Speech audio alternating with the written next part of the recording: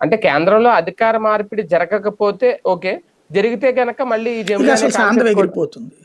కాంగ్రెస్ అంతేనా? అసలు ఒప్పుకోదు దానికి. అవునా? అంటే కాంగ్రెస్ ఎందుకు అంగీకరించేస్తారు? వాళ్ళు బలం లేదనా? అట్లా కాదు. రేపు ఫర్ బలం. ఎగ్జాంపుల్ 29లో కాంగ్రెస్ వచ్చింది అనుకోండి, ఉమ్, జమిలీ ఎలక్షన్లకే 30కో 32కో వెళ్ళిపోతే ఆడు తర్వాత గెలుస్తారు నమ్మకం ఏడ ఉంటది వాళ్ళకి. అదే కదా. ఇంకోటి కాంగ్రెస్ సింగల్ గా గెలిచే పరిస్థితుల్లో లేదు. అది కూటమిగా అవును. ఉన్నప్పుడు దాని కూటమి పార్టీలకు ఎవరికి ఇష్టం లేదు అట్లా జమిలి. ఉమ్, ఉమ్, ఎందుకంటే అవును. దానికి ప్రాంతీయ పార్టీలు ఎవరికైనా సరే జమిలి అంటే భయం. దాని ఇప్పుడు కేసీఆర్ ఎందుకు ఆ రోజున ముందు తీసుకున్నాడు, తీసుకోబట్టి గెలిచాడు, లేకపోతే దెబ్బ అయిపోయాడు కదా అప్పుడే.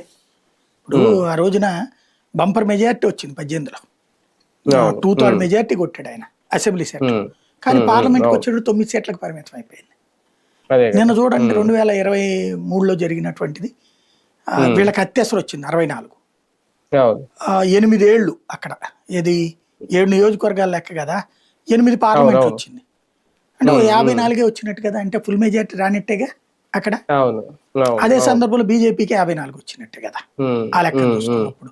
అంటే అదే గనక మెయిన్ ఎలక్షన్ తో జరిగితే కాంగ్రెస్ గెలిచేది కాదు.